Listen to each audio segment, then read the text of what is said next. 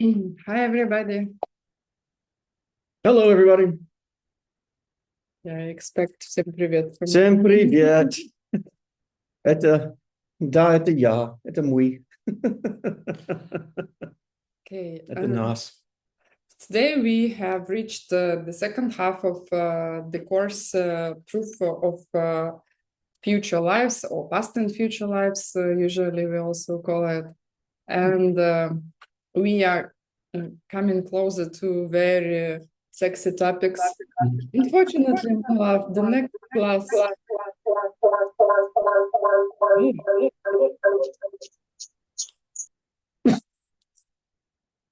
somewhere there is a double entering of the sound. So, forgot what I was saying. Something class. Yeah, we reached the second half. Unfortunately, my love, Still. you will be absent tomorrow when we will reach the coolest part near Yeah. Lankigyu. Yeah, I've got to go work. Yeah. It's okay. Oh, sorry. Okay. So let's do a short meditation in the beginning to not to lose our great seeds, because we spent lots of them even coming to classes like that. Please close your eyes. Take a meditation posture if you can. And do several exhales, inhales in order to come down and come completely to the here and now.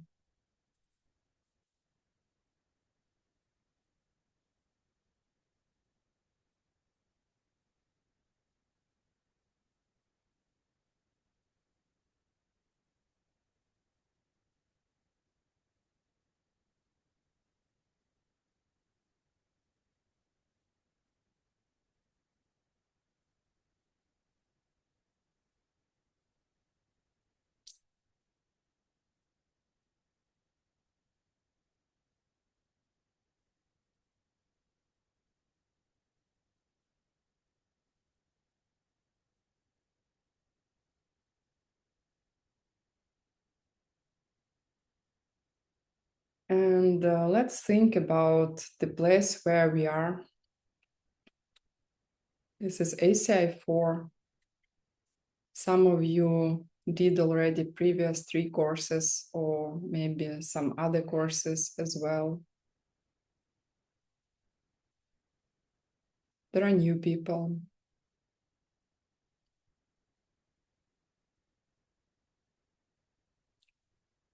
And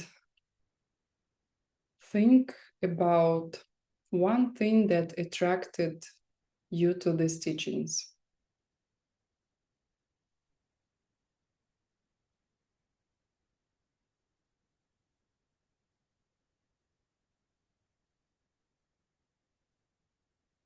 Why do you think these teachings can help you?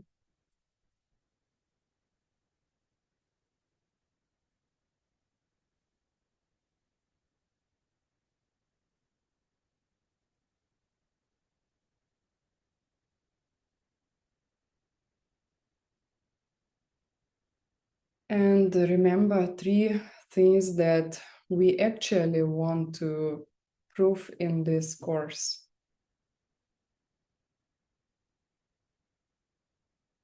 One thing is that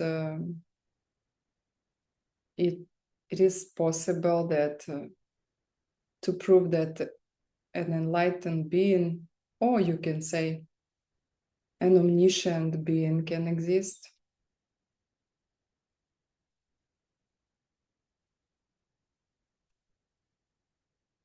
Second thing, that the state with no suffering called nirvana exists.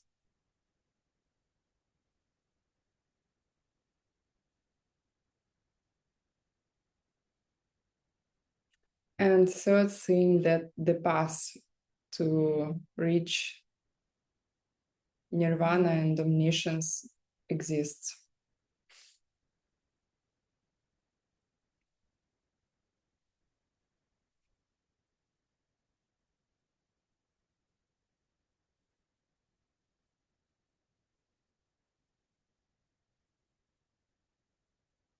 And make a wish that listening to these teachings and doing your homeworks, meditations, volunteer work would help you to understand the topics discussed in this course and ultimately help every living being with your knowledge.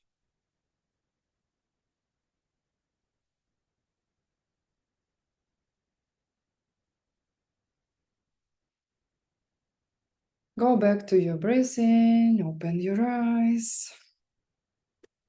This is my skillful mean to replace the prayer with the meditation. Mm.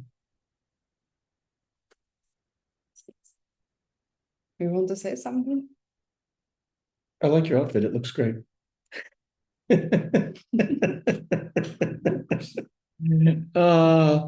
Yeah, it's one of the really interesting things about this whole worldview is why do people come to it? Why do they think it's going to help them? Mm-hmm.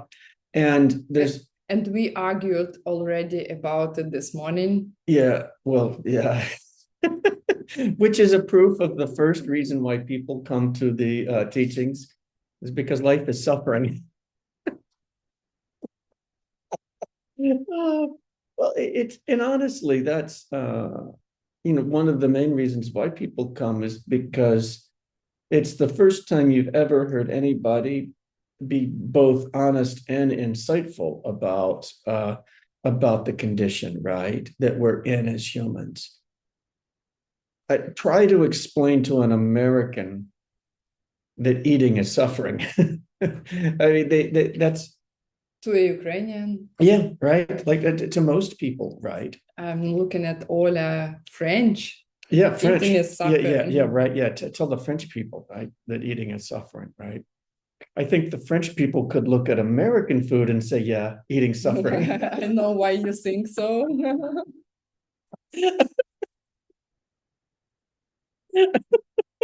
But our food here, we've got it better.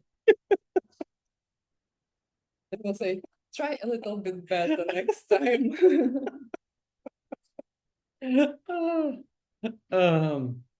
But and we're not going to take the time to go through it all the reasons why eating is suffering. Obviously you need it to live, but Geshe-la's insight is, well, don't you like eating? And his response is, well, I don't like pooping. And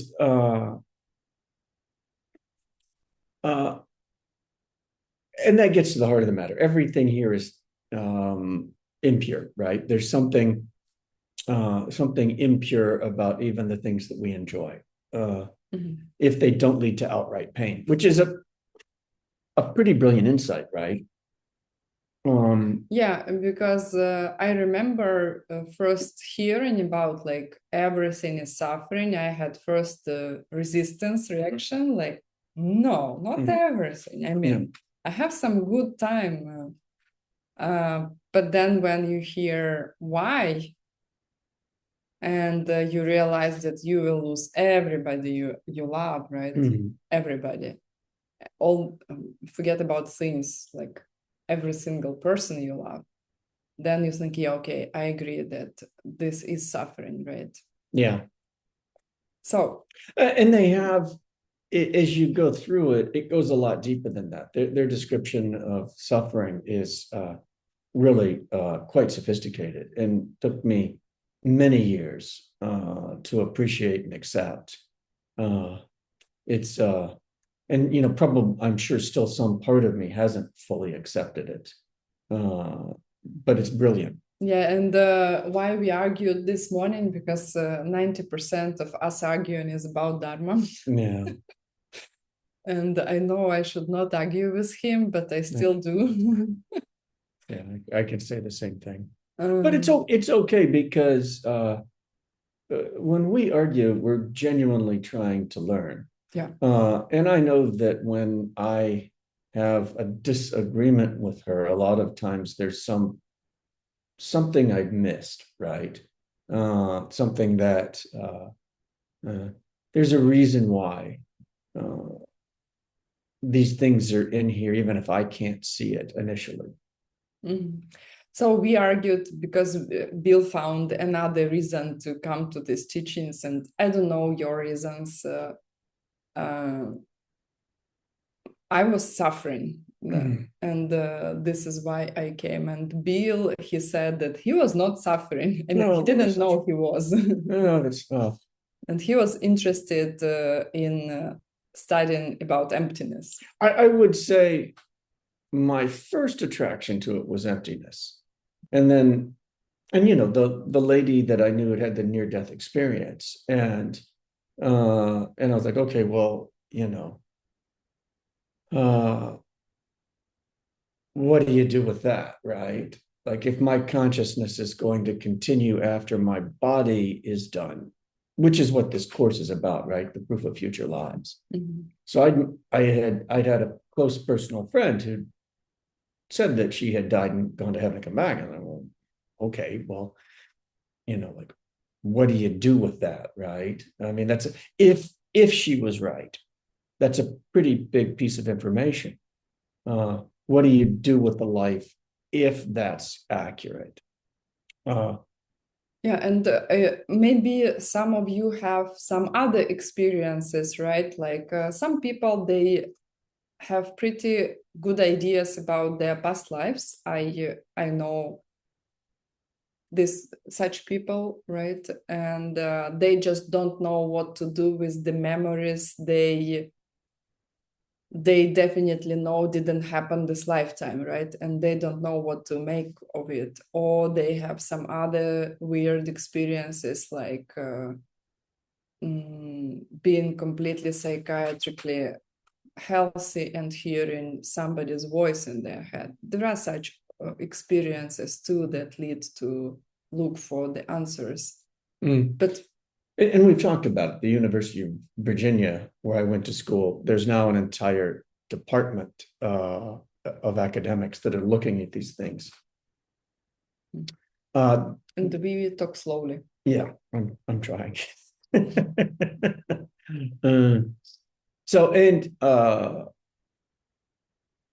Okay, so we can keep going. Mm-hmm. So even you came from some people, I look at some of you and I know that somebody was looking for teachers, which is weird in Western culture, right? But some of you were looking for a teacher. So whatever your past was, or you just heard, I know one lady who is who is listening to these classes, she just heard somewhere somebody's voice. I didn't even see who was talking and was like, wow, that sounds interesting, right? I want to learn more about this person. So whatever your way is, I was at the age of losing my job, and that led me to Geshe Michael's class. So whatever your past was, but usually the very first like real ground confirmation is when you hear somebody teaches about suffering, like Four Noble Truths, and what the suffering actually is, right? It is the fact, is either a direct pain, or you will lose what you love, or at any time point you can get any of the first two, right? Direct pain or losing what you love. So, and then for the first time you make this direct access, right? That, oh, okay, somebody is really talking what I need.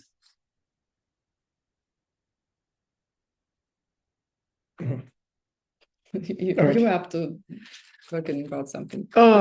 So suffering or emptiness, usually that's how people come to it. So now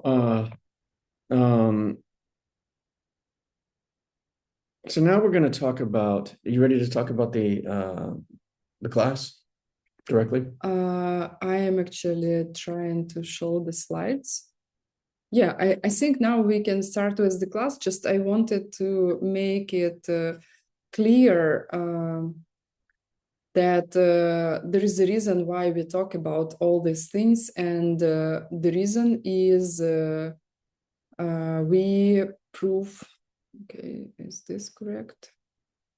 Okay, you will tell me if you can see the. Oh, it looks like, yeah, I figured how to share my screen. So, and the reason is that people cannot move long on just sheer face, right?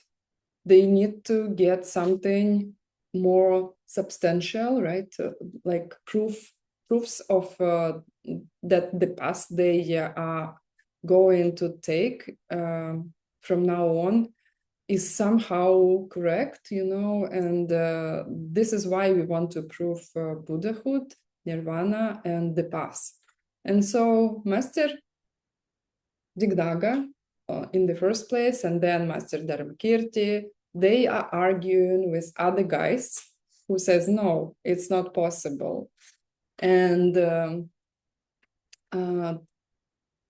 it took me 10 years because that was the course when I joined Peter Mortel's group in 2014.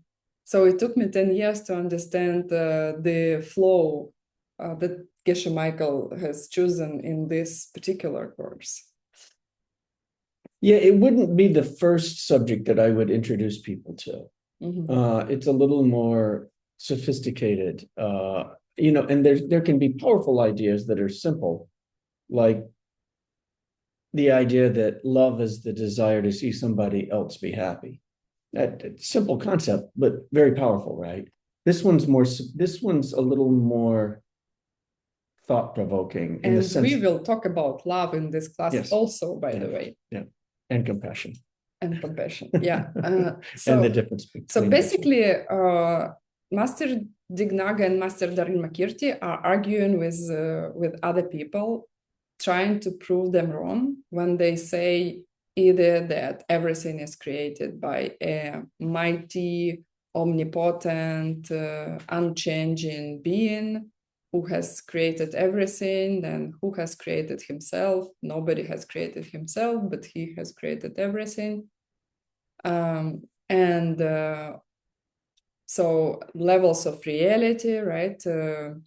What does it mean to be totally correct? Because if somebody being totally correct, teaches you something, then you can trust him, right, or her. Now we came to be honest, for many years I was looking at this class and I was thinking, wow, that's a weird class. Especially we will start teaching it now, and you will see that Geshe Michael, he quotes just ancient scriptures that say forward order and reverse order. And when you go through the order, you think, shouldn't it be just the opposite? Like it looks like the forward order is the reverse one. So we ended up last time on the statement by Master Dignaga.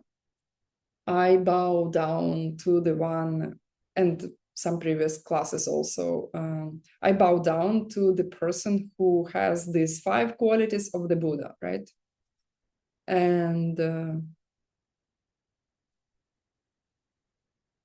I can see Lena waving, probably translators. Do you need to change the slide? No, that's fine. So I did not get to the first question yet, so it's fine.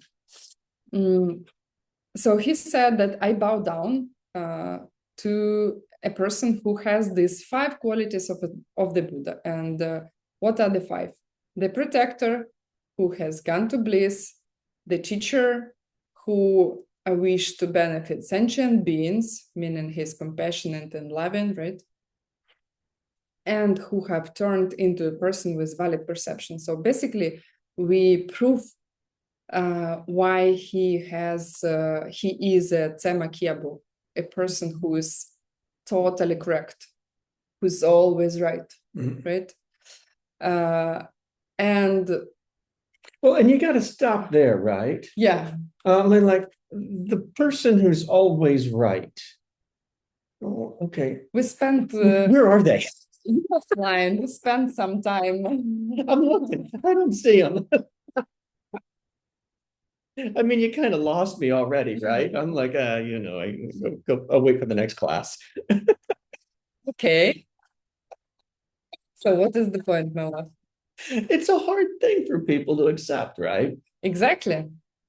Exactly. This is why we spent already how many classes? Like 3 or 4 Yeah. on this subject. Yeah. Can there be a person who is totally correct, right? Yeah. I mean, that's the big complaint, about Christianity. Like where is this loving God that can protect me? Well, where is it? And why did they? And I'm gonna say this politely. Why did they create this world? You saw something? Yeah, we just watched a political debate recently, and there was a brilliant pause in there where the unspoken word was left. Yeah. Okay. So anyway. So So they start off with the reasoning of the protector.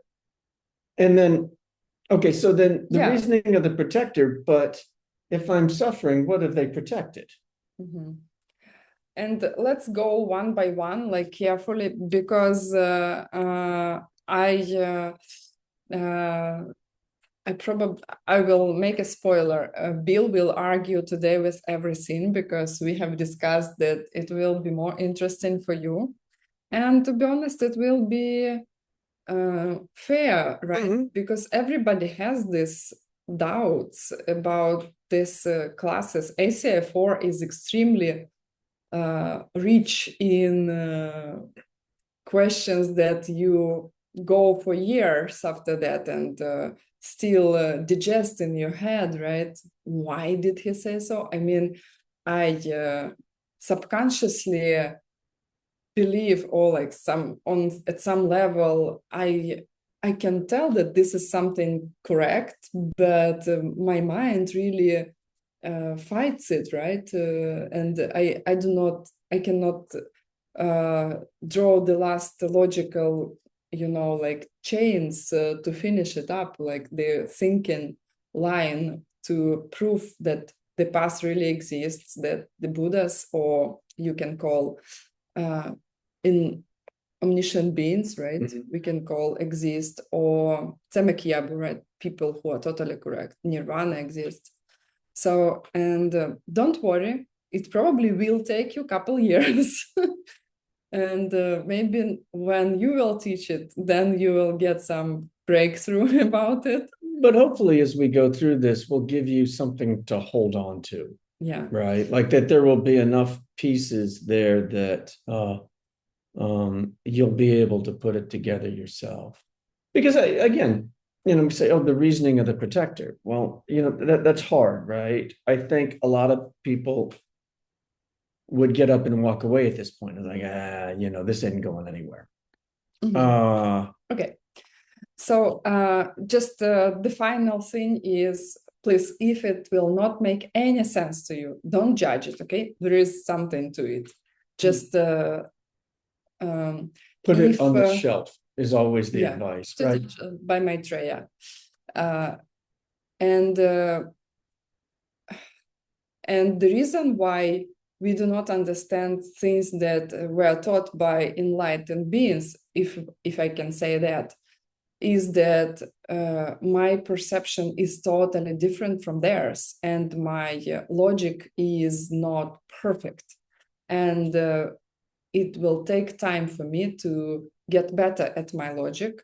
By the way, if you didn't go to the debate class, my love, I sent you the link to the class also, because Bill was flying and was not there. So we did one class and the audience was so cool that we did basically all the materials to be able to start debating with people. Usually we teach the material that I taught within like 3, 4, even 6 classes, and we managed to do it within 1 class because you were ready to go further, and I was very happy about it. So basically, you have the basics of the logic, of the debates in 1 class, and you can access it. We posted the link to the YouTube video everywhere in the groups. So let's start. All right. Reasoning of the protector. First, let's read first, and then we will discuss, because it's an interesting one. Okay, how do we know that Lord Buddha is a totally correct being? Okay, right, that's a challenging statement, totally correct being. Because he is the protector, and this is, I don't know that Geshe would do it with a male pronoun here, because again, the Buddha is not male or female. They are protectors or Yeah. something. Okay, so because he is the protector, and that he is the one person in our lives who describes our suffering perfectly, who admits that our very lives are suffering. Okay, so protector. Where they're coming at with this is that before you can solve a problem, you have to identify what it is.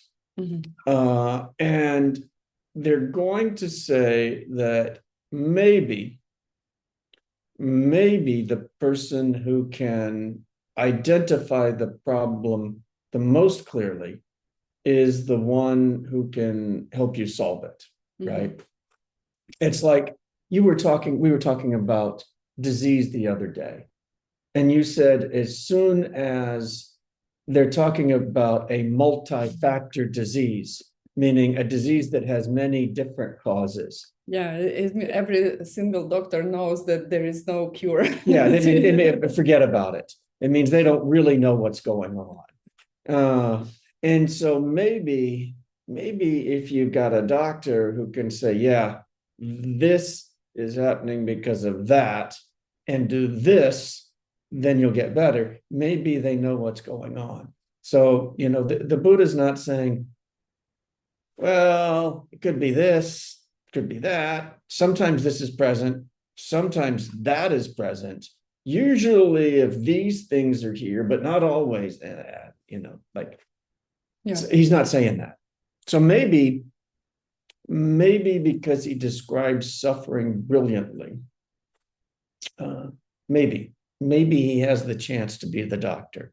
Mm-hmm. Maybe he has the chance to be the protector.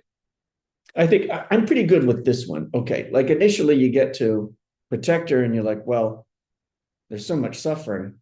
What has he done to protect us? Mm-hmm. But you go a little into it and you're okay, I'm okay with that. Okay, he actually teaches the 4 Arya truths. Yeah. Incorrectly translated as noble truths. Yeah. So, but I'm pretty good with I'm pretty good with this first, right? He did describe suffering. Mm-hmm. Them. Yeah, okay. And the reason why they describe it because they had direct experience of it, right? This is why we talked last time that a person who is omnipotent, there were Indian gods described as they have never suffered, and then the ancient Buddhists, they said, okay, then you just have proven that your God is not omniscient. Mm-hmm. Because they don't know what suffering is, and they don't know how to get rid of the suffering, right? So that was a big argument for me. I remember I was like, wow, okay, that's true. Yeah, so, and I think by now you're probably familiar with the very important idea that Buddhas are all-knowing. Mm-hmm. They're omniscient. And not omnipotent. They're not omnipotent. They're not all-powerful.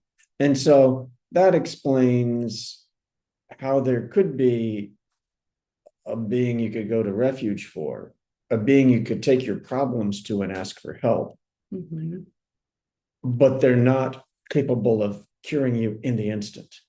But anyway, we can keep going. So the way they protect you, they teach you. Yeah. Okay, good with this. Then, so how do you know that the Buddha is totally correct? Being he is a protector, we did this one because they teach how to stop suffering, right?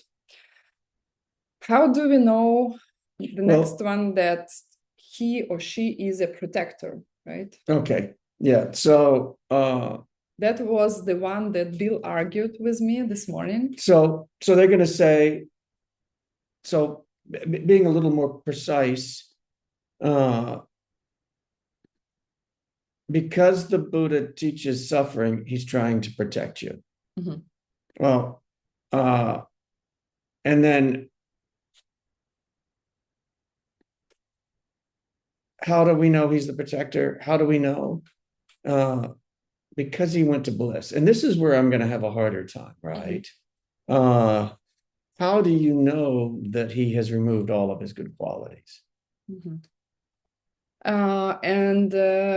I had to think about it, and I think I have an answer, right? Yeah. But let's first read the reasoning, right? So he is the protector. Why? Well, how do we know that he is the protector? Because he has gone to bliss. Yeah, okay. But actually, what it means that he was able himself to get rid of negative mental qualities and understand or realize all things. This gives him the ability to see why people suffer and protect them from suffering by teaching them. And it took me a while. I actually realized why it is important to say he has gone to bliss, which is a synonym to say that he became enlightened, right? Because you can be really powerful in helping somebody else with something only if you have done it yourself, right? So he had his suffering described in Jataka Tales. By the way, very cool reading if you feel that good night book reading club is too much for you, or sometimes you can find in internet Jataka Tales about past lives of the Buddha Shakyamuni. Every time he goes through something horrible there, and there is a reason. He was looking for teachings, for teachers, etc. So he had his suffering and he overcame it, got to bliss, became a person who is in bliss. And you could say that simply, right? In bliss, just beyond suffering, right? That the ultimate nature of reality that we've talked about is emptiness, and there's nothing about emptiness that is suffering. And so he's gone. Wait. Yeah, I know what's coming next. I know what's coming next. So then, how is it that somebody could be, okay, they've described suffering. Are they out of suffering entirely themselves? They're saying that they are. Well, okay. He's teaching because he has done it himself, basically. Yeah, exactly. Yeah. It's just that simple. And it makes sense to me. Like, for example, the best psychotherapists I knew were in the field where they would have themselves huge traumas and suffering, and they would overcome it, and they were really powerful for other people, you know, or like you have done your 3-year retreat, you can teach other people about retreats, right? Because you mastered it. Yeah, you can tell when you go to a teaching you can tell when somebody's done it. I mean, like, so Geshe Michael teaching emptiness, right? yeah, it's really particularly, that's a very difficult thing to see, right? Whether somebody has had the direct perception of emptiness. And, you see things that are interesting. Oh, okay, maybe. It takes a while. It takes a long while. They say to have confidence in a teacher takes 12 years. There's something to that, right? Something important to it. You can have a really good idea. And at this point, I wouldn't expect anybody else to be convinced of it based on my statement. But personally, there's no doubt in my mind that Geshe Michael has had the direct perception of emptiness, like none whatsoever. And I mean, that's a big statement, right? If it's true, that means that it's possible. Mm-hmm. And if that's possible, anyway, that's my personal experience, right? But it's also something that's discussed in the classes, because this is going to relate to the third point that we're going to get to. We're talking about how do you get to the point where you can have that confidence? Mm-hmm. What's the logical way you can get there you can have the confidence that emptiness really is the ultimate nature of reality. Mm-hmm. That there have been people who have had the direct perception of emptiness, and you can have it also. And once you've gotten it, then you can be out of suffering. And not just can be. The only way you're going to get out of suffering is to have the direct perception of emptiness. Mm-hmm. It's a big statement, which is why we're going through the logic of this. Yeah. So let's back to the question. Do it again, right? What we are proving here, that he or she, an enlightened being, right, is totally correct, right? So we say that they are a protector, consider a teacher. They became totally correct because they are a protector. How they became a protector, they have eliminated all, in Tibetan, they use the word stinky, bad qualities. They use all bad qualities, and which means they gone to bliss. And how did they get to bliss is the next part. Because they were teaching. They were teachers, and the teacher here is just a code word for a being who realized emptiness. So they were teaching because the only way to get to bliss is to teach emptiness. And here what they coded is that this is the only way to get to bliss is to see emptiness directly, right? Mm-hmm.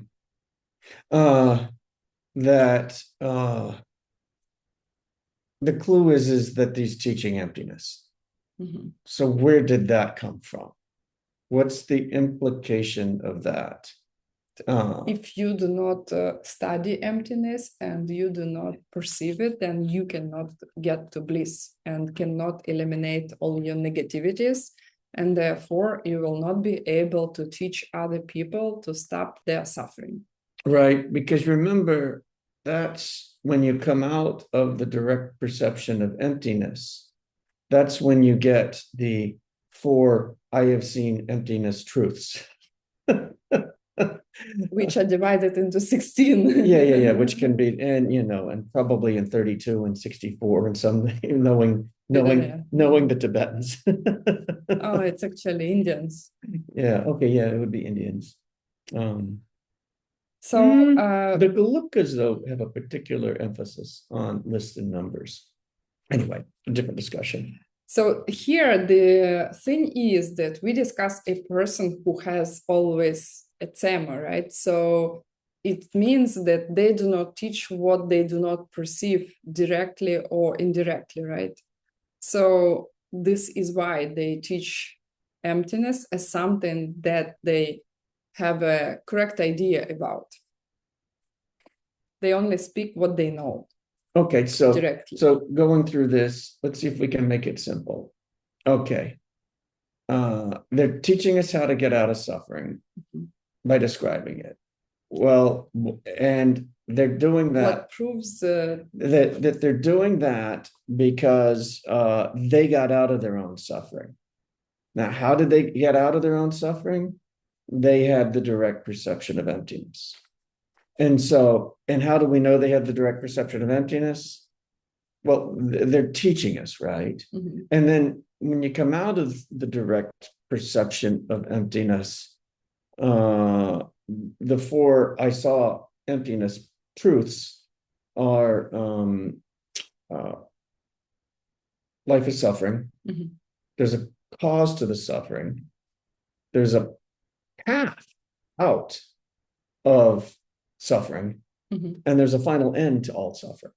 Mm-hmm. And so they're telling you in one word or in one statement, I saw the direct perception. I saw emptiness directly. You can end all your suffering. Mm-hmm. It's possible. Mm-hmm. So, and because they're teaching emptiness, right? So, and I think, frankly, this one's fairly acceptable, right? I mean, the idea that this one's easier than completely gone to bliss, right? Like the direct perception of emptiness is closer than completely gone to bliss. It's for me personally, right? It's a little easier to imagine having the direct perception of emptiness than it is to be completely out of suffering. Mm-hmm. The instructions are pretty clear and pretty extensive. Mm-hmm. And the commentary's like really extensive, meditate, study emptiness, have triggered the direct perception of emptiness. There's at least one person around who's done it.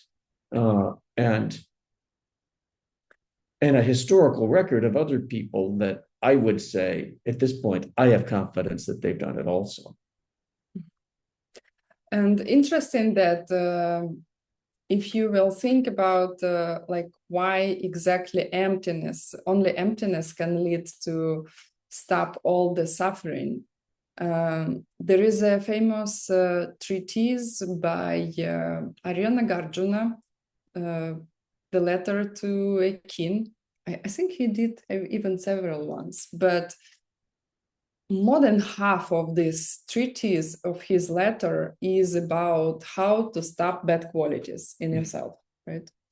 And what he says is, okay, if you have desire, for example, if you are somebody who wants to stop desire for, I don't know, other women, right? You have your wife or you are a monk and you want to stop desire, then think that she is just a piece of flesh and blood, like, yeah, okay, it doesn't help. Then think that she is your sister or your mother or something. And he gives all this, suggestions for you to stop your inappropriate desires or hatred, like Master Shantideva spends 8 chapters on skillful means to stop different bad things in your mind. And then both Arya Nagarjuna and Master Shantideva, Arya Nagarjuna in second part of his letter to a king,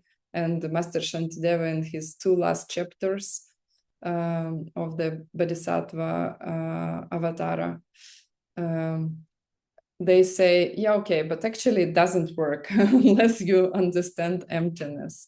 So when you understand where this woman comes from, or when you understand where your enemy comes from, then when your understanding will get deeper, you will be actually able to stop what bothers you, or both ways, positive and negative, right?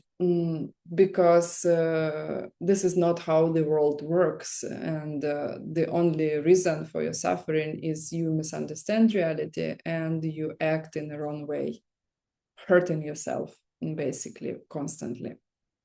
So this is why the only way, the only good teaching in this case would be teaching of emptiness, because this is the ultimate solution for all the things. And you can, it doesn't take too much looking into it to realize that, talking about emptiness is, where did that knowledge come from, right? I mean, boy, things sure look real, right? I reach out. Real. But does it exist really? Does it exist truly? I mean, that discussion is a very difficult one. I mean, I'm holding up a black object against my black jacket, but like things look like they sure look like they exist. It is from their own side. It is material, but what does it mean real, right? Yeah. It functions. Yeah, I'm not saying that things are. In this way, it is real. It's a functioning thing, but does it really exist? Depends on the definition of what really is, right? It does depend on the definition, but if you're going to say really is synonymous with self-existent from its own side, boy, things sure do look like they exist that way. I mean, it sure looks independent. It sure looks like this exists independent of my mind. And so that's a pretty brutal. It's a pretty hard thing to get to, right? That it doesn't exist independent of my mind. And to go from there to the idea that that's how I'm going to get rid of all my suffering, that's a pretty sophisticated insight, right? Let's go to even more sophisticated, because the next reasoning, oh my God, that took me really many years to get, like, how did we get there? I mean, and not that I would not understand it before, but there is a subtlety that I missed, and let's read it first. So he or she, right? Because females also become Buddhas, and when they do, they are both male and female. So this is why we say they. So how do we know that they are totally correct? Because they are a protector, because they have gone to bliss, because they're teaching emptiness, and then the next because, or like, how do we know that they are a teacher? They help living beings, all beings. They have great compassion. So great compassion makes somebody a teacher, right? Because why would you teach otherwise?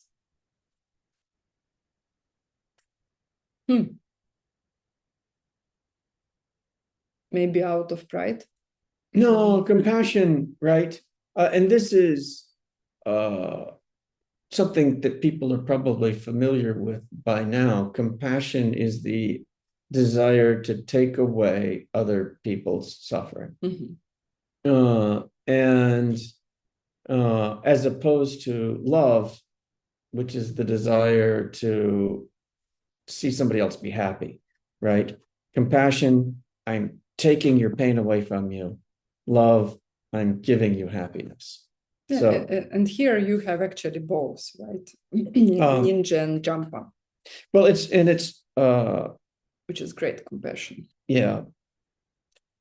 So they feel this compelling reason But I do think the emphasis is on suffering, right? Ningje and Jampa, yeah, two things well, that's for bodhicitta. Okay. Yeah. Just great compassion. It all right. I do think the emphasis is on suffering, though, because samsara is suffering. And getting out of samsara is the goal. And then after that, well, then went to bliss comes. Yeah, especially because we talk here about removing bad qualities, right? Yeah. But to become omniscient, you need basically two, right? Wisdom and method, right? Mm-hmm. So wisdom is emptiness and method is bodhicitta, and great compassion or bodhicitta, you need two. You need this desire to remove the suffering and desire to make them happy. And, it's so he's the teacher. Does he have great compassion? They say that there are arhats, right? People who have had the direct perception of emptiness, reached nirvana, and are in a state of peace. Don't teach anybody. And they don't teach anybody, right? And that they still have subtle obstacles to omniscience. They're not fully, they're not at the end of their spiritual journey. Mm-hmm. And so somebody who's enlightened, Lord Buddha, well, they've come back to teach. They've come back to help us. They could have chosen to be in a permanent state of nirvana, but out of great compassion, they've come back to help us. Mm-hmm. And how do they help us? Well, the only way they can ultimately is to teach us emptiness. And why do they teach us emptiness? Well, because they had the direct perception of emptiness, and then they got out of suffering themselves. And then because they got out of suffering themselves, then they were able to teach us that life is suffering. Mm-hmm. So that was going through the four backwards. That was going through forward. That was going backwards through the forward order. Okay. Yeah. Okay. Again, forward order. Let's go through the forward order. And if you think it's not forward, that's fine. And moreover, in different books, you can have it both ways. So let's do it as Geshe Michael put from Dharmakirti here. So the Buddha is totally correct being, because, or how we know it, because they are a protector. They are a protector because they have gone to bliss, so stopped their own suffering and can help other people do the same. They have gone to bliss because they are teaching emptiness, and this is the only way you can get to bliss. And they are teaching emptiness from the great compassion, and the great compassion has has two kinds, two things. First, want people to be separate from suffering, Treldu, and second, you want to help them, Kyoptu in Tibetan. So these are two flavors of great compassion. And by the way, this is the sixth step of the bodhicitta, personal responsibility, Laksam Namdak. Same. And this is how we know that this person is totally correct. And it all starts with the great compassion. Whew. Okay. So now there will be a little bit of talking, because we need to let you know that why the course is called Proof of Past, Future, and Future Lives, and we are here with the compassion. So we've spent 56 minutes on the first question. Yeah, And the So- first question So is the most important one. are we going to have a 5-hour class? No, unless Hopefully the rest of the stuff should be a little easier. yeah. So, but this is really important now. We spent this 1 hour talking about these 4 things because they are very important. And here is the reason why we ended up with the compassion. Because here, Charvakas, the famous materialist Hindu school that was debating our ancient masters like Master Dharmakirti, Dignaga, etc. And they jump out. The Charvakas. Why are we talking about an ancient Hindu Charvaka school? Because they're exactly like modern materialists. Yeah. So we are Charvakas. We are Charvakas. There's no new problems. No. And Geshe Michael, by the way, said that when they debate at the monastery, nobody can really defend Charvaka's position because it's so weird for their mindsets. And he was the best one to defend it. Nobody could beat him. Firmly grounded in American Charvakism. So that was basically Master Chandrakirti was the main one who debated Charvakas, right? And they were saying, you remember maybe, probably not. No, we didn't. It is coming in the later classes in this course. But they were famous about saying things that modern science says. They would say that your consciousness, your mind depends on your brain, and it dies with your brain, and there is no life after death. And therefore, they say, yeah, okay, we accept your reasons, except one. If it would be possible to develop this great compassion within one lifetime, then we would say, yeah, okay, there is such a being who is totally correct. But guess what? There is no being who lives more than one life because the mind dies with the body. It's a really powerful idea, right? That, and frankly, it's where I started this class with, is the idea that what do you do if your mind's going to continue on after your body's done? What do you do with that? And then it's pretty critical, right? Because in one lifetime, particularly, not even talking, if you're not going to have the direct perception of emptiness, but if you're just reading books, are you going to get perfect in one lifetime?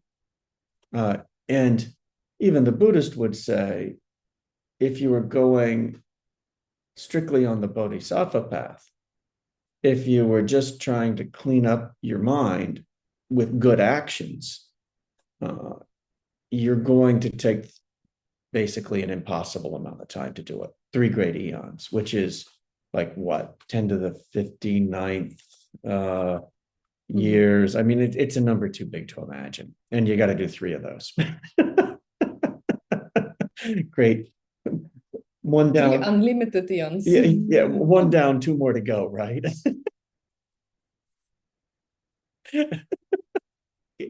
It just doesn't make sense, right?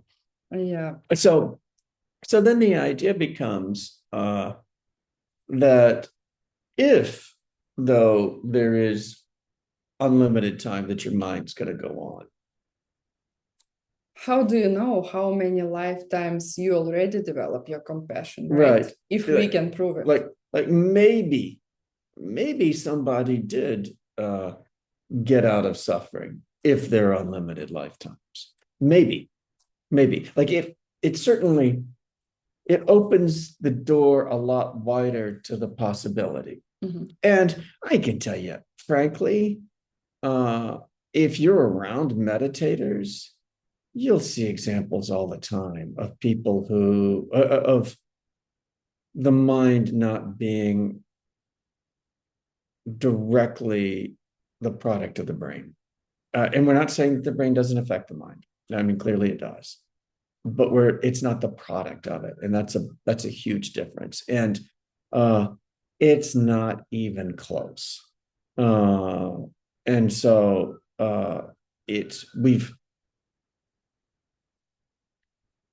we may not be far from a time where that's just considered to be wildly ignorant, right? Mm-hmm. That the brain is producing consciousness. So anyway, what are the three arguments that the Charvakas have? Do you want to go through that, or do you want to go back and start up at the top and cover the other stuff? The second question, I think. Okay, you want to go to the second question because we're kind of jumping. We just want, no, we are not jumping because we got to the great compassion, right? All right. Everything starts with the great compassion, and that was actually the reason why we will discuss past and future lives here. Because Charvakas, they said, yeah, okay, we will accept your Tzemak Yabu, your person who is totally correct, if you will prove to us something that you cannot prove, that future and past lives exist. Mm.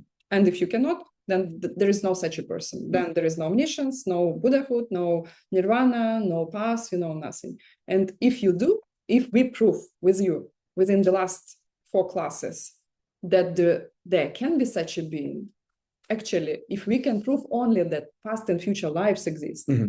then automatically we prove everything else. I wouldn't say automatically. I would say open the door to the possibility. Может быть. Okay. So we decided that we will argue in front of you to to help you to be more flexible with your mind, because this is how it goes, right? We just took different positions that exist in each one of us internally, right? And I think it's important for people, as you're teaching, not to force them to accept something or expect them to believe it just because you say it.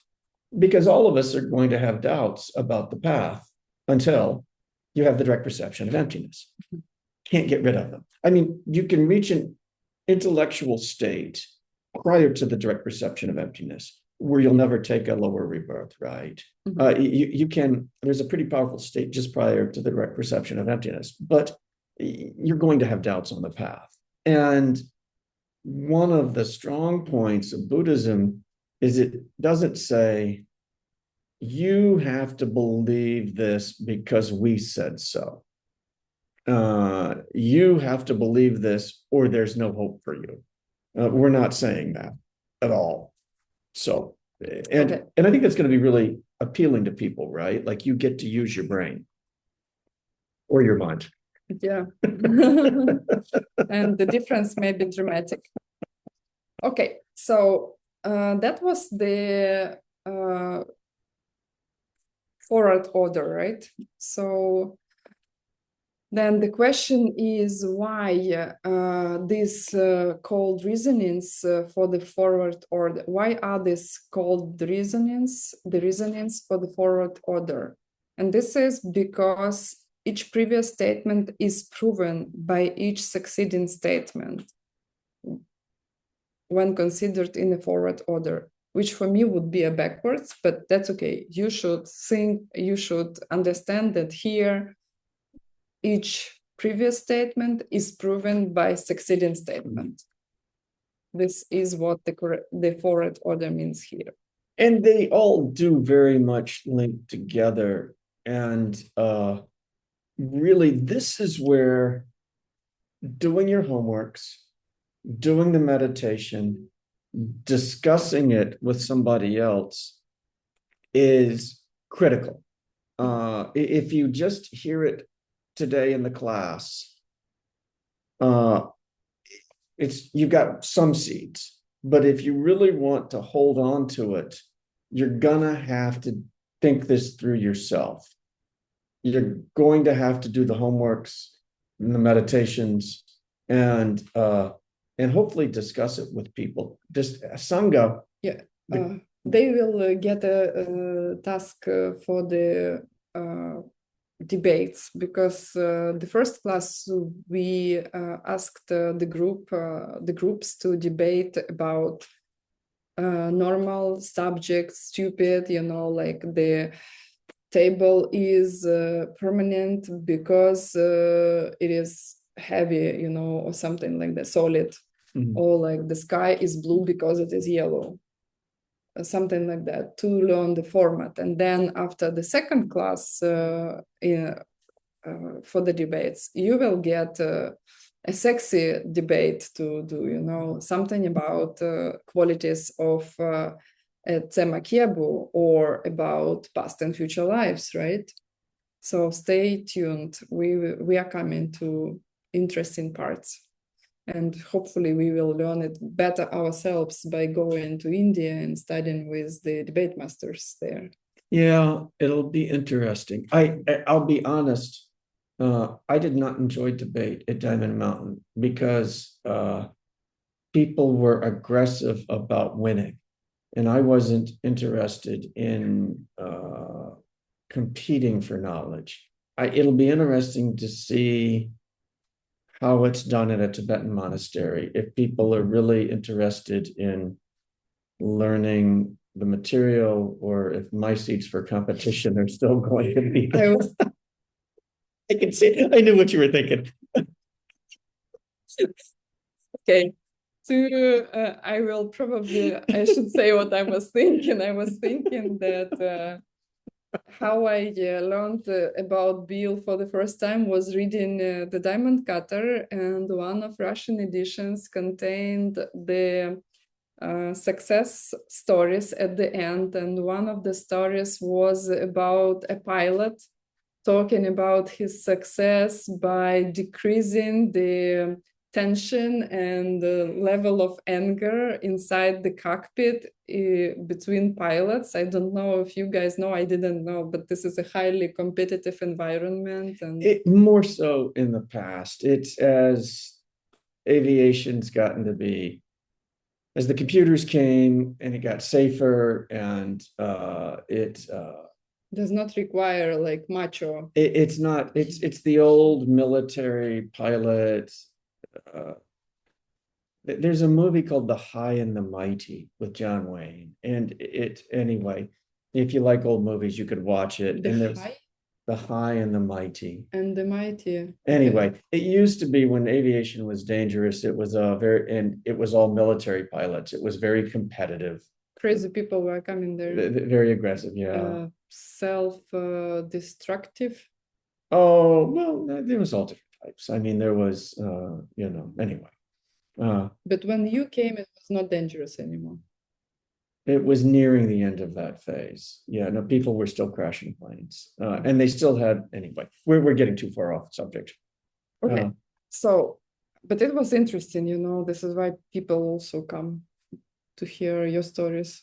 Yeah, well, it's interesting. Okay, I mean, if they want to hear, I mean, as I've gotten calmer in my life, aviation has gotten safer. I mean, it was dangerous, turbulent, competitive place, and now it's just, boring. You can play games, relaxed, boring, super safe, and nobody would go back the other way, right? Yeah. Okay. So not fun anymore, but very safe. Yeah. The next question is, actually, I'm not sharing the screen. I'm sorry. I'm so happy I learned how to make it happen with the slides. Okay, so the next one. The last of 4 reasonings of the fourth order involves great compassion. What is the difference between great compassion, holy great compassion, and just compassion? Yeah, so we've talked about the idea of compassion. And this one's fairly easy for people, right? You read about something tragic in the news and you're like, oh boy, I wish that hadn't happened. I wish those people weren't suffering. That's horrible. So, okay. good, kind of weak. Haven't done much. Great compassion's next. What's the difference between compassion and great compassion?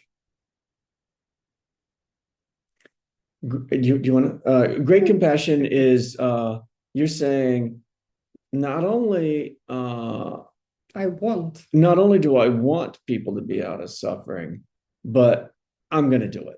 I'm going to take full responsibility. I'm going to get up and I'm going to be the one who's going to take care of other people's suffering. I'm Doctors Without Borders. Mhm. I'm going to get on an airplane and I'm going to fly to the war zone and I'm going to take care of people.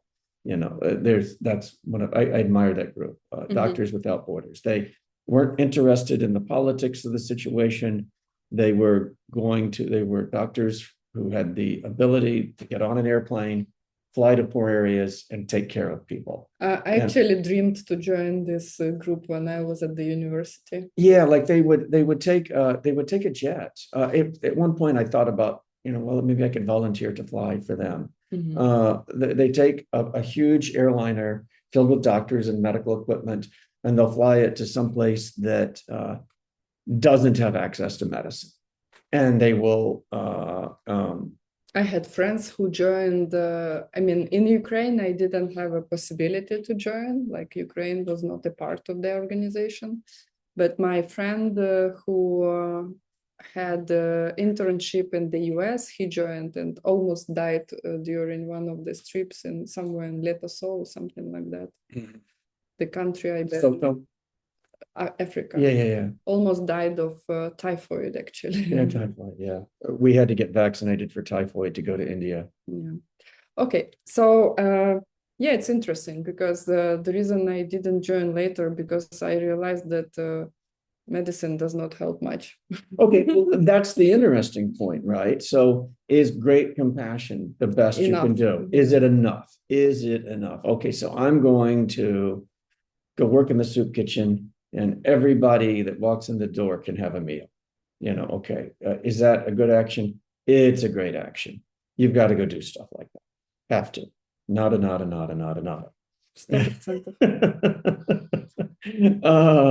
Okay, but what is wholly great compassion? It's a compassion of an enlightened being, right? So, like when you really can help. Previous ones are important because you still plant your seeds. But the ultimate one that really helps is this quality of an enlightened being who actually helps all living beings. And interesting enough, automatically does not have to think to help. Like somebody needs boom, there. Then you will ask why we do not see somebody helping us. Not because they don't, but because we may not have seeds. Yeah, this was the image that Geshe was using in his. And again, this is another plug for the books that another advertisement for the books that Geshe has been. Yeah, where are they?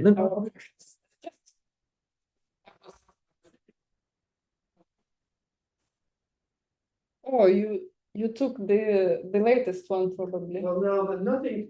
These are. We got to get them all. Our precious, right? Yeah, these are our precious. Like this is the latest one, Nick's book. I was translating personally him for many years. The stuff that is here in this book. 2 Medicine Buddhas, 2 Sutras of the Medicine Buddha. What is the Golden Key? That's Bill's precious. This is Words book with Geshe about the mind only school. I'm on a second reading of not understanding it.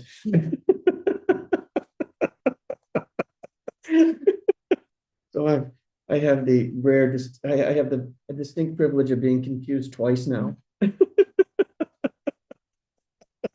This is a Sunlight on Suchness, the meaning of the Heart Sutra by Chone Lama Drakpa Shedrup. I really love this book. And we have translated this one into Russian. You can buy it, Sunlight on Suchness. I personally kind of am a little hesitant to open them, touch them, read them, because honestly, I think these are historic first editions. I mean, I think there will come a time when these are going to be literally historic pieces. All kinds of karma. This one we have recently translated into Ukrainian, and there is a Russian translation also, and this one is Sunlight on the Path to Freedom, also a commentary by Choni Lama, the best commentary on the Diamond Cutter Sutra. Also, we have translated it into Russian, and someday we will into Ukrainian. Masterworks translated by an Arya with really brilliant students. There's no edition after Geshe Michael, just his. And the footnotes in there, you know how like you're going through these things, and I know we've talked about it, the footnotes are masterworks. So the reason why it came up is in here, nothing is the way that it seems. Geshe-la's using the analogy of the moon shining into water, and that the moon shines effortlessly into every body of water on the earth, and it doesn't have to try. It just happens. But then we confuse the image of the moon on the water for the moon itself. And so he's been using that as an analogy for emptiness. Okay, let's do the next. The books are beautiful. They're really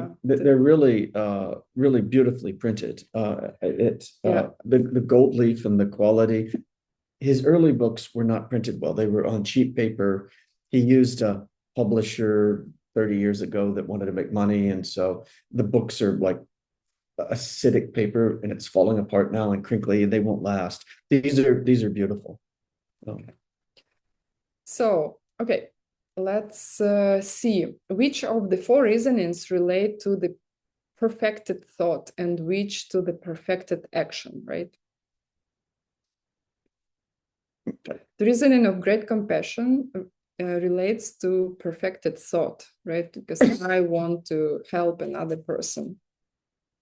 So it's great compassion, and perfected thought is another name for the great compassion. And the reasoning of the teacher who teaches emptiness relates to perfected action, which is another name for the perfection of emptiness, because this is what the teacher teaches. I think these ones are pretty straightforward, right? And if you can take a moment, you will see here the Bodhisattva path, right? Perfect thinking, perfect actions. Yeah, compassion is a thought, teaching is an action. Yeah. Pretty simple. And the next one is which one of the four reasonings relates to the culmination? Culmination. The end, or the completion. Completion, yeah. The one's goal. Yeah, that's a word I didn't know actually. Yeah, to culminate would be to end. The culmination, to finish. To accomplish one's goal and to accomplish somebody else's goal. So the reasoning of having gone to bliss, or the destruction of all negative qualities and realizing all things, relates to the completion of one's own goal. Geshe Michael would never translate now with culmination. Yeah, he would. It doesn't pass the waiter test, right? Yeah. Doesn't pass the PhD test. Well, yeah, it's there are simpler words that are more helpful for people. So, okay, but pretty simple idea. Like, I achieved enlightenment. That was my goal. I'm in bliss. This is my goal. That was my goal. Yeah. And then working to protect other people, working to get other people to enlightenment. Well, that's clearly working for others' goals. My enlightenment, your enlightenment. And the way to get other people to enlightenment is do it yourself. To do it yourself, because you will be the teacher, the protector, blah, blah, blah. Now, all of that other stuff will follow, right? So, like, get enlightened, then you can help people with their problems. Then you're on mission and you can shine like the moon in an infinite number of lakes, which I've always wanted to do. I used to dream of it as a kid. He's joking because I know for sure first time he has seen Geshe Michael. Now I will tell the true truth. All right, maybe. Yeah. So first time he has seen Geshe Michael told people that, because it was a quiet retreat teaching, right? 2000. Oh yeah, 2001. I've told them this story recently. Okay. Yeah. Maybe they forgot. I will remind. Well, go ahead and tell them. It's worth it. It's purifying me. She's doing my book for me. 6 She's times. doing my 6 times book for me. So Geshe Michael was teaching that he was saying that whatever you want here, like in the middle of desert, I will not teach you that because I'm teaching only one thing, how to serve. And Bill was discouraged because this is not what he wanted to study. Yeah, I was a little disappointed. I just wanted to get to heaven. I didn't really want to serve. I mean, I could have stayed at home and waited tables, right?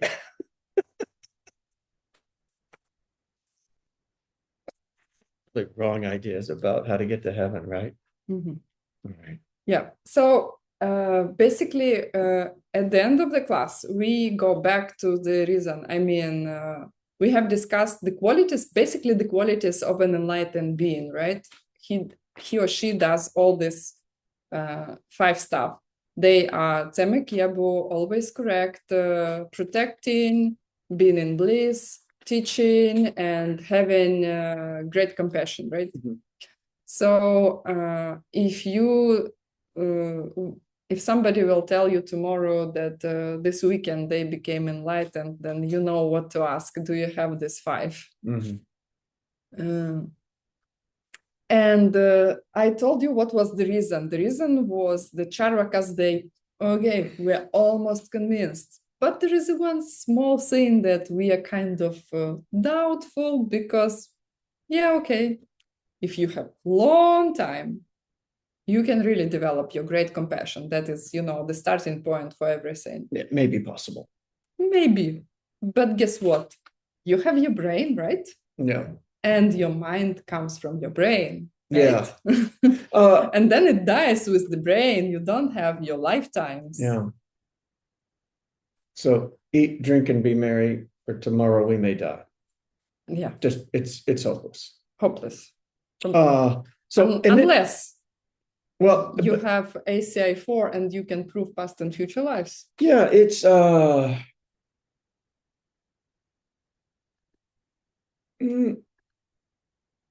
I mean, just again, I know I said it earlier in class, I'll repeat it again. Just go hang around meditators, like people who are really good, and you'll see all kinds of things that make it pretty clear that they've gained some kind of control over their mind that's capable of doing things beyond Not too what early. would be passionate. Well, no, okay. First, we need to say what are the reasons, right? All right. Scientists, modern scientists, they say. Okay.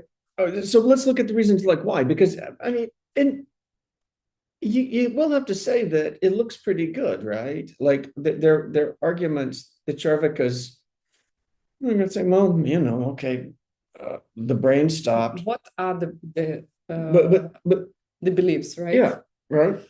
I mean, because look, I mean, when a body dies, you're not seeing. Dies. Yeah, you're not seeing a whole lot of good thoughts coming out of it. Okay. They say. So, okay, so, well, now show me the thoughts that are coming out of a dead body.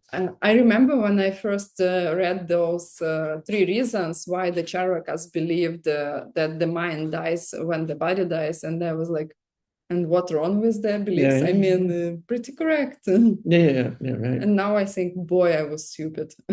Yeah. So let's read it. The mind is a quality of the body, in the way that the ability to make a person drunk is a quality of alcohol. Okay, so quality is the key word here. Mm-hmm. Quality. It's a quality of it. It is in it, right? It Like is it's because of it, it's well, okay, but that's a little different because that's going to be the third one. Okay, pertains, right? Or, Yeah. So it's like in it, it's part of it, right? Like it's there in the mind. It's a quality of the mind. Is in the body, let's say, Well, something like that. Yeah, it's well, body possesses the mind. Yeah, that's well, not even possessed because that assumes that it's something separate, right? Okay. But it's in it. I think that it's part of it. It's part of it. It's a quality of it. It's a characteristic of it. Yeah, in the same way that alcohol possesses by itself quality to make people drunk. Because that's what it does. That's I think we can say characteristic of it. Mm-hmm. It's a characteristic of it. It's the nature of alcohol to make people drunk. So it's in it. Yeah. Second, the mind is by nature dependent on the body in the way that a design or a painting you put on a wall depends upon this wall. Okay, so now this is different. It's not saying that the wall is exactly the same as the painting, but it's dependent on it. So the first one was a quality. The second one is dependent on. So now it's like it's on it. Yeah, like no wall, no painting. Yeah, you can't exist without it. Dependent on it. And so in it, depends on it, or depends on it. Mm-hmm. So part of it or depends on it. Mm-hmm. Like, okay, so it's like they could be done with one reason, right? They gave it 3. Well, but they're each one of them different. Like if you think about it, and it's useful to think about it because most of us just people don't think about it, right? And they just, okay, well, it's just a product of it. But why is it a product of it? And then how could it be a product of it? And, again, this is something, it's in academic circles, it is now called the great problem. People don't know what to do with it. They don't know what to do with consciousness. Mostly they say that it's an accident. Or all kinds of other explanations, rarely to never getting to the idea that they really don't like the idea that mind is separate from brain. Mm-hmm. Okay. Anyway, okay, so first one depends on it. It's in it. Quality. First, it's a quality. Okay, quality. Second, it depends on it. And the third one is the result of the body, because it is like the light is a result of a lamp. Yeah. Like body first, mind second. Yeah. Light a fire, light comes out. Yeah. Okay. So it's in it, it's on it, it's a result of it. Yeah. It's a quality, it's dependent on it, or it's the result of. Yeah. And we will leave them with it to suffer with from. it. We will leave it with it. With it. And hopefully you won't go without it. Yeah. So actually, this is the modern scientist's viewpoint. Some. And they can really brainwash you in your schools. And believe me, I know at your medical university, took me a long time to seriously consider that something is wrong with these statements. Mm-hmm. Honestly, without studying logic, I would never be able to figure out what was wrong with the statements. And now I know a lot was based on just assumptions. Very hard for people to see their cultural bias. Very hard.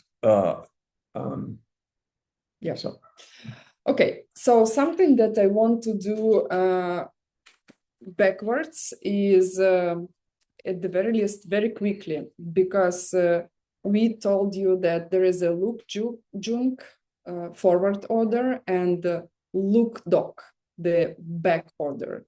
And one is like how you become the Buddha, and the other one is to prove where a Buddha comes from. So let's just do it backwards, right? He has great compassion. He was teaching emptiness, went to bliss, became a protector. This is why he is all correct. Mm-hmm. That was the backward order. Forward. He is totally correct because he is a protector, because he went to bliss, because he is teaching the ideas of emptiness, and he teaches because he has great compassion. Okay, that's it, basically.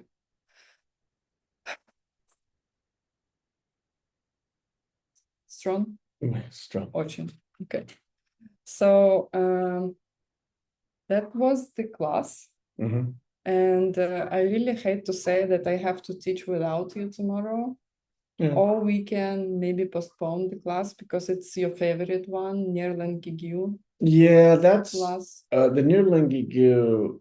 Well, we can give him a preview. Yeah, it's one of the more powerful concepts in all of ACI, I really think. Yeah. I have not taken the time to memorize a lot of the Tibetan terms, and Nirlingigyu sits with me because it's such a powerful idea. Yeah. And then, and it's, again, really brilliant course composition, because this is, like, is your mind going to continue on after the body? Well, yeah, if it does, well, then maybe somebody got enlightened. And then maybe if somebody got enlightened, maybe they're really capable of helping you get enlightened, right? Mm-hmm. And that was this whole course, in 3 simple statements, Mm-hmm. Or the whole class. But then the next class is going to take a little closer look at, okay, so if the mind is not one of the Charvaka qualities, If we can or prove it. if the mind is not a quality of the body, or dependent on the body, or a result of the body, well, then what is it? Where's it coming from? And that'll be the next class. So it'll be the next step in this. And it's really a great one. Like 5 years from now, you may forget what the Charvakas thought. No, they won't. Yeah, well, you'll be better students than me. And 5 years ago, 5 years from now, you won't forget what the Charvakas believed. But hopefully you'll hold on to the next class and it's a good one, so come back. Yeah, okay, so 2 things. We should dedicate the class. Mm-hmm. We will do the class same time tomorrow, and we will take a break because there will be a Medicine Buddha retreat starting next Saturday. By the way, please come to retreat online. I know that they are all booked. There is no place left for the retreat offline. I will be there at Diamond Mountain. I will be teaching a class on Sunday with Venerable Gyaltsen. So if you don't have links, I will ask our coordinators to provide. If you are grateful to us, please subscribe to 30-30-30 program and support ACI. Sorry, I know that Lena has to look up for the links, but you can put in the chats later, it's okay. The next class on Sunday is really powerful, and we will see. Maybe we will do a short overview when you will be able to join. And class 8, 9, and 10, we probably will have to do from India because we have no time left before we will leave. We'll have to see what time it is in India because it'll be like midnight. Yeah, in India, it's a totally different schedule, so we will probably have to change the time. Maybe it will be on mornings for Europe or something, or mid of the day. So close your eyes. One last thing. Wait, don't close. If you don't have money, I mean, if you're absolutely broke, send $1, right? To ACI. To ACI. Better $5 because I know for sure that the dollar ACI will have to pay for the transaction. It's kind of, you can give so little that it actually costs them money to accept your donation. They'll take it, but then they're doing work for you. Yeah. So like give $5, right? If if you have more money, give it. It's really good karma. You can lose the karma to be attracted to this. And if you help other people get it, it will help you to keep it in your mind stream. Like, our heads are above water right now for a bit. We can breathe, we can see, we can think. By the way, thank you, volunteers. Thank you. Helping us, translators. You are amazing. Yeah. Please stay with us because we really need you to spread this knowledge. And we need more volunteers, by the way. And we will be posting the form. I think people who are volunteering, they're genius, they're karmic geniuses, because ask me why I'm still here, why Bill is still here, interested in these teachings and in teaching, is because we are non-stop volunteers. He does charity all day long, almost. So, except when he's flying. But even when he's flying, guess what he's doing? He's supporting me, who does lots of things. So, give what you can. Get the karma. And it takes a lot to run ACI. I mean, they reach hundreds of thousands of people, and that doesn't happen without effort. And so it doesn't take a lot of money. But we're never going to ask, we're never going to demand anything. We're never going to charge a price. But do what you can. Yeah, help them. Okay, close your eyes. Закрыть глаза. Especially translators, you did such a great job today. 1 hour, 40 minutes. We're really sorry, but that was a very important class. Not really, because we're going to do it again.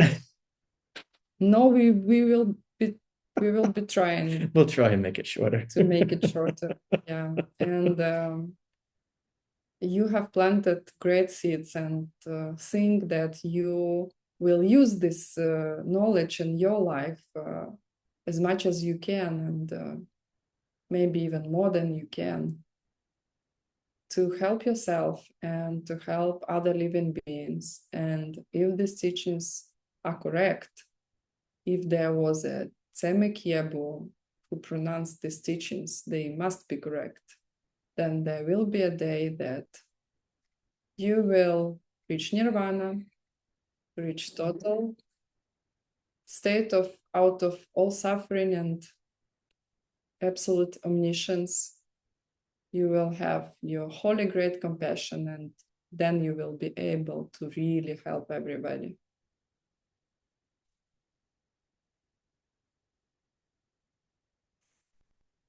Go back to your breathing, open your eyes. Thank you very much, and see you tomorrow. Do your homeworks, burn it into your brain, retain it so you can use it. Come back.